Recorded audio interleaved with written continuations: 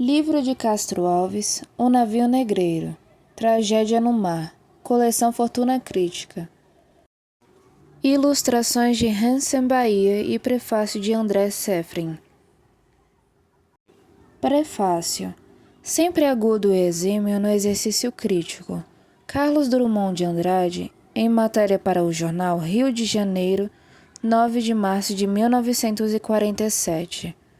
Acabou por exprimir um sentimento que elimina décadas de agiológio, castroalvino, a imensa e amorfa montanha de elogios que nada acrescenta à obra do poeta, ou à sua interpretação. A lição de Drummond é a de que Castro Alves sempre foi mais admirado pelos seus defeitos do que pelas suas qualidades. Fenômeno comum em literatura.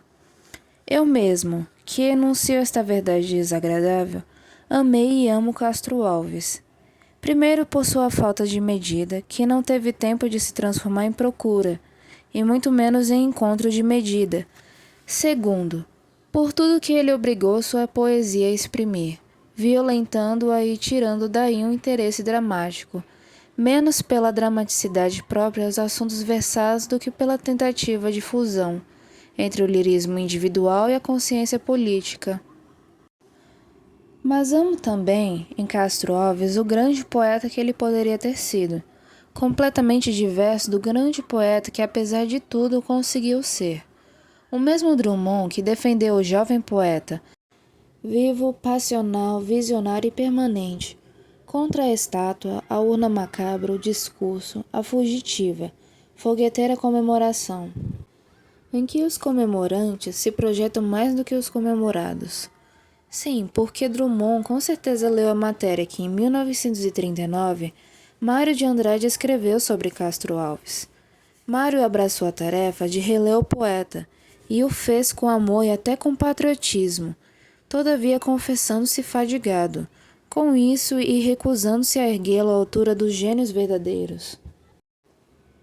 Era o início de uma revisão, e ela sinaliza um novo período nos estudos da obra de Castro Alves, primeiro sinal da sua permanência nos quadros da grande poesia brasileira.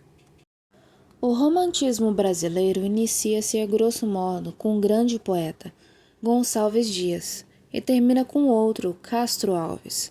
Como autor de Ijuca-Pirama, Castro Alves igualmente imprimiu sua marca muito além do romantismo.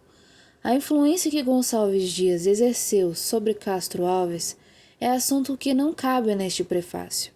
Mas é bom assinalar que o autor de O Navio Negreiro, apesar de certas semelhanças e afinidades com seu predecessor, viveu uma outra época, um outro ambiente social e político, sob a égide de outros modelos, no lugar das fontes clássicas que marcaram Gonçalves Dias. Entra em cena Victor Hugo e seus ideais libertários. De todas as ideias avançadas, conforme anotou Xavier Marques em Vida de Castro Alves, democracia, abolição, república. Ficou sendo ele o símbolo e o intérprete mais eloquente, tão alto o intérprete como Gonçalves Dias foi do índio. Segundo Manuel Bandeira, devemos também levar em conta, no autor de Um Navio Negreiro, a intenção pragmática dos seus cantos, escritos para serem declamados na praça pública, em teatros ou grandes salas, verdadeiros discursos de poeta tribuno. Em vida, viu publicado apenas um livro, Espumas Flutuantes, em 1870, um ano antes da morte. Tudo mais que escreveu de cunho, digamos, participante, isto é, os poemas abolicionistas e sociais, anteriores ao livro de 1870, preserva todavia a mesma índole romântica, em que a poesia supera a circunstância. A lírica amorosa, dominante em suas últimas produções, de Espumas Flutuantes, é posterior aos poemas abolicionistas, motivo pelo qual sua obra costuma ser analisada mais pela ordem cronológica de produção que de publicação. Os poemas ditos abolicionistas ou sociais foram publicados mais tarde, postumamente em A Cachoeira de Paulo Afonso, de 1876, e em Vozes da África, O Navio Negreiro, Tragédia no Mar, 1880, entre outras edições de poemas esparsos e reedições de Espumas Flutuantes. 1883 foi o ano de Os Escravos, edição popular acompanhada de uma biografia do poeta por Múcio Teixeira, que em 1896 publicou Vida e Obra de Castro Alves. Ainda em 1896, Said Ali publicou a primeira edição da obra completa de Castro Alves. E assim se sucederam as biografias e reedições que o consagraram. E só o tempo conseguiu decantar todos os excessos advindos dessa consagração. Castro Alves soube admiravelmente equilibrar vasta cultura e inspiração, voz interior e missão humanitária. É que para chorar as dores pequenas, Deus criou a afeição. Para chorar a humanidade, a poesia. Baseado nestes versos, Manuel Bandeira considerou que a dor individual, dessas para as quais a Deus criou a afeição, despertou no poeta os acentos supremos, que ele depois saberá estender às dores da humanidade, aos sofrimentos dos negros escravos. O navio negreiro, ao martírio de todo um continente. Vozes d'África. Ao evocar o sofrimento do negro nos navios que os transportavam da África para o Brasil, o poeta tornava coletiva uma posição fundamentalmente individual, como apontou Eliane Zaguri.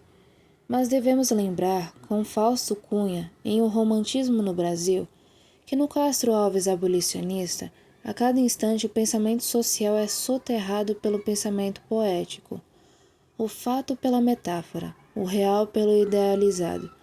Somente um artista absolutamente desinteressado da validade histórica de sua obra poderia construir um dos seus mais arrojados e mais valiosos trabalhos sobre um anacronismo.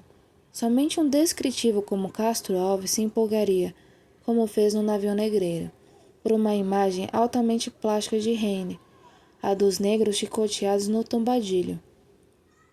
Sabendo que o tráfico de escravos havia sido extinto 18 anos antes, quando ele mal tinha nascido, perspectiva que Antônio Cândido, em formação da literatura brasileira, explorou, num viés mais sociológico e sugestivamente filosófico. A dialética da sua poesia implica menos a visão do escravo, ou do oprimido em geral, como realidade presente do que como episódio de um drama, mais amplo e abstrato, o do próprio destino humano, impreso aos desajustamentos da história. Assim, pois, há inicialmente em Castro Alves o sentimento da história como fluxo, e do indivíduo como parcela consciente deste fluxo. Por isso logrou uma visão larga e humana do escravo, que não é para ele apenas caso imediato a ser solucionado, mas símbolo de uma problemática permanente, termo e episódio do velho drama da alienação do homem, que ele sente. Como bom romântico, em termos da luta perpétua entre o bem e o mal, ou entre a vida e a morte, podemos acrescentar. Por isso soam hoje com o mesmo frescor de ontem, há mais de um século, estes versos que traduzem o sentimento do mar. Talvez fosse melhor dizer sentimento do mundo e sua eterna música. Homens do mar, ó rudes marinheiros, tostados pelo sol dos quatro mundos, criança que a procela acalentara, no berço destes pélagos profundos. Esperai, esperai, deixai que eu beba essa selvagem livre poesia. Orquestra é o mar que ruge pela proa e o vento que nas cordas assobia. Primeira parte. Estamos em plano mar, doudo no espaço, brinca o luar dourada borboleta, e as vagas após ele correm, cansam, como turba de infantes inquieta.